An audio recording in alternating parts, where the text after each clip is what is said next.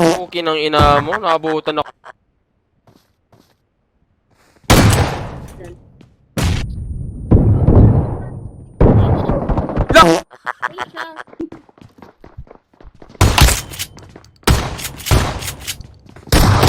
Ay, inakakis. Sige yan. Nakachok ata.